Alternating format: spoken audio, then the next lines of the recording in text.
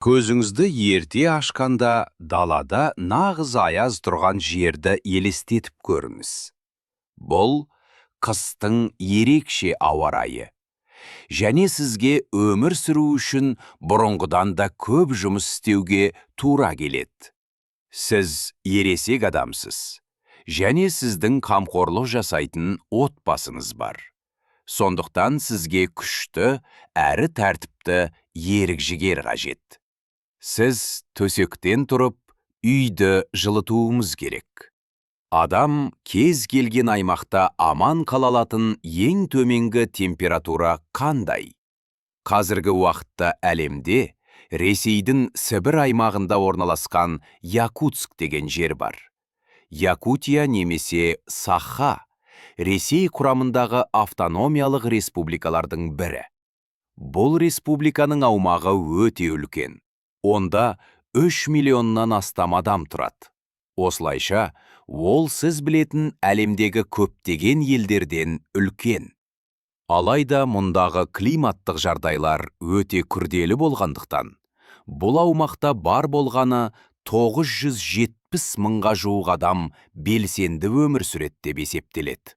Бұл халықтың шамамен жартысы якуттар, қалғандары орыстар және басқа да аз ұлттар.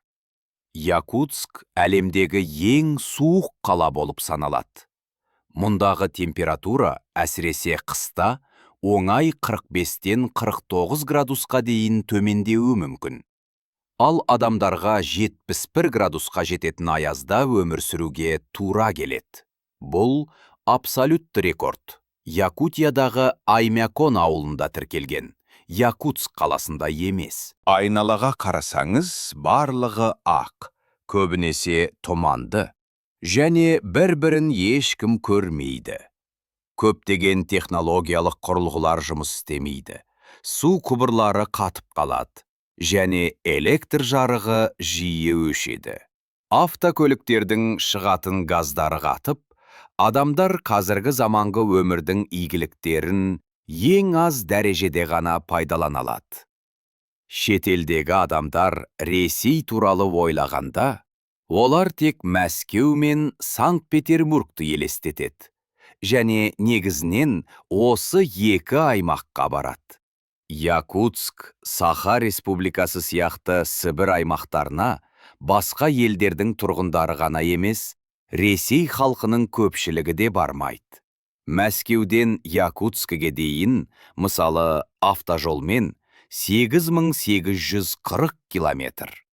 Бұл бағытты көлікпен жүріп өту өте қиын болғандықтан, сізге ұшақпен 7 сағат ұшуға тура келеді. Себебі Мәскеу Ресейдің батыс шетінде. Ал Якутск федерацияның ең шығыс шекараларының бірінде орналасқан. Бұл Ресей аумағының қаншалықты үлкен екенінің тағы бір көрсеткіші. Мысалы, мұндағы адамдар үшін жылудың негізгі көзі 9 айға жуық үздіксіз жанатын және ешқашан сөнбейтін отын пеші. Якутскіде жылыну тамақ табудан маңыздырақ. Егер дене температурасы белгілі бір деңгейден төмен түссе, адам қатты ауырып, өмірінен айырылуы мүмкін. Якутскіде адамдар суыққа байланысты өздігінен қатып қалатын өнімдерді және базар тауарларын сатып алады. Олардың ішіндегі негізгілері балық базарлары. Өйткені мұндағы климат егіншілікке және көкөніс өсіруге қолайлы емес. Якутск тұрғындары негізінен қатып қалған көлдерден ауланған балықпен тамақтанады.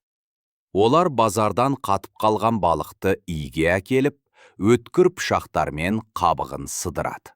Немесе строганина үшін кеседі. Адамдардың талғамдары бұған үйренген. Ал қатып қалған балықты шикидей жеу, яғни строганина, олардың ұлттық тағамына айналған. Олар балықты шикі күйінде турау өте пайдалы және дәмді. Сондай-ақ, оларды суықтан қорғайды дейді. Денсаулыққа қатысты бұл аймақта жылыну мен тамақ табудан кем түспейтін тағы бір проблема бар. Бұл ауыз су мәселесі. Якутияда су тазартатын және дайын ауыз су сататын кәсіпорындар жоқ, көптеген ауылдар мен деревняларда. Сондықтан таза ауыз суды жеткізу мүмкіндігі өте маңызды. Өйткені ұзақ қыс айларында үйлерден таза суға баратын құбырлар қатып істен шығады. Су алу үшін адамдар таза су бар өзендерге барып, мұз кесектерін үйлеріне әкеліп, оны қорына жинайды. Әрине, мұз кесектерін өзеннен оңай табу мүмкін емес. Өзеннен мұзды сындырып алу көп күш пен еңбекті талап етеді. Адамдар мұз қабатын кесетін моторлы құралдардың, гарпундардың және балталардың көмегімен тесіп, оны кесектермен алады. Бұл бір адамның жұмысы емес, сондықтан Якутия тұрғындары аман қалу үшін бірігуге мәжбүр. Барлық жұмыс аяқталғаннан кейін мұз кесектері тракторлармен тасымалданып, үйлерге таратылады. Су қажет болғанда, олар үйге әкелген мұз кесектерін таза су құйылған бөшкелерге тастайды. Олар мұздың тезірек еріп суға айналуы үшін оны пышақтардың көмегімен сындырады. Бөшкедегі мұз еріген кезде, олар суды қолдарын және беттерін жууға, тіпті ішуге де пайдаланады. Қысқаша айтқанда, егер сіз Якутскийде тұрсаңыз, немесе туыстарыңызға қонаққа келсеңіз, краннан су аққанын күтпеңіз.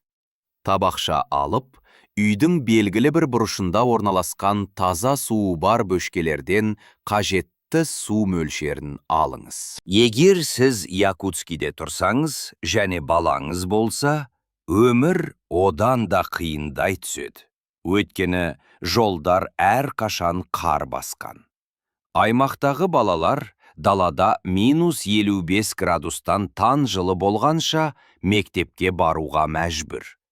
Егер температура -56 градусқа жетсе, мектеп сабақтары біраз уақытқа тоқтатылып, температураның көтерілуі күтіледі. Осылайша бұл аймақтағы адамдар табиғаттың ағымына сәйкес өмір сүреді. Мұндағы адамдардың басты мақсаты үй сатып алу, көлік немесе бай болу емес. Әлемдегі ең қатал ауа райы жағдайында аман қалу және отбасын қорғау. Якутскийдегі жергілікті тұрғындар таңғы асқа не жейді деп ойлайсыз? Адамдар таңғы асқа мүмкіндігінше майлы тағамдарды жеуді жөн көреді. Себебі майлы тағамдар энергия жинап, жылытады. Сондықтан таңғы асқа сіздің алдыңызда ең алдымен майлы құймақтар және майлы тағамдар болады. Таңғы асқа әртүрлілік көп емес. Олар құймақты нан сияқты жейді, және не оны джемге батырады. Олардың үйлерінде тоңазытқыштар жоқ, және оған қажеттілік те жоқ. Адамдар азық-түлікті далада немесе жылу жоқ суық үйде сақтайды. Сырға шыққанда Якутск тұрғындары кемінде 4 немесе 5 қабат киім киюге дағдыланған, және мұны өмір салтына айналдырған. Олар тоңып қалмау үшін том және жылытылған аяқ киім киеді. Бұл таңдау мәселесі емес, аман қалу қажеттілігі. Далада жарты сағаттан артық жүрсеңіз, сізде қиындықтар туындау мүмкін. Мысалы, кірпіктеріңіз бен қастарыңызды жапсаңыз да, олар біраз уақыттан кейін мұзға айналады. Сондықтан сізге тез арада қажетті жерге жету керек. Саха тілі ең көне тілдердің бірі және орыс тілінен өте ерекшеленеді. Сондықтан якуттарға бір мезгілде ана тілінде, орыс тілі сияқты басқа тілді де үйренуге тура келеді. Бұл Ресейдің әртүрлі аймақтарына кеңейгісі келетін жастар үшін қажет. Аймақтағы жануарлар суық климатқа бейімделе алған түрлер. Жылқылар, бұғылар, қалың жүнді иттер. Тарихи тұрғыдан алғанда, теп төзімді жануарлар осы аймақта аман қалалды. Якутскиде тұрмыстық заттарды жөндеу немесе жасау бұл әрбір ересек ер адам білуге және істеуге тиіс жұмыстар. Отбасы басшысы ретінде ер адам бұл мәселелерді шешуі керек. Өйткені сырттан ешкім сіздің үйіңізге -70 градуста келіп шатырыңызды жөндемейді. Якут асханасының негізін сүт, қызыл ет, балық және жабайы жемістер құрайды. Сонымен қатар, олар жылқы етін және балықты шикі, сәл қатырылған күйінде тұтыналады. Оларда строганина деп аталатын дәстүрлі тағам бар. Ол жұқа туралған шикі қатырылған форель немесе басқа балық болып табылады. Сондай-ақ қатырылған жылқы етімен бауыр таптырмайды. Жылқы етінен басқа олар көп мөлшерде қымыз, аштылған бие сүтін ішеді. Егер сіз Якутскиде қонақ болсаңыз, сізде дәретхана туралы үлкен сұрақтар туындауы мүмкін. Себебі, аязға байланысты үйлердегі кәріз құбырлары жұмыс істемейді. Сондықтан далада адамдар аязда пайдаланатын дала дәретханалар салынған. Душқа келетін болсақ, қатты аязға байланысты адамдар тек аптасына бір рет, көбінесе жексенбіде ғана жуын алады. Оларда үйдің артында отын жағып, ваннадағы суды жылытатын душ кабинасы бар. Бұл аймақ алмастармен де әйгілі. Сібір әрқашан Ресейдің ең өнімді тау-кен өндіру аймағы болды. Осы тұрғыда оларда құнды минералдар бар.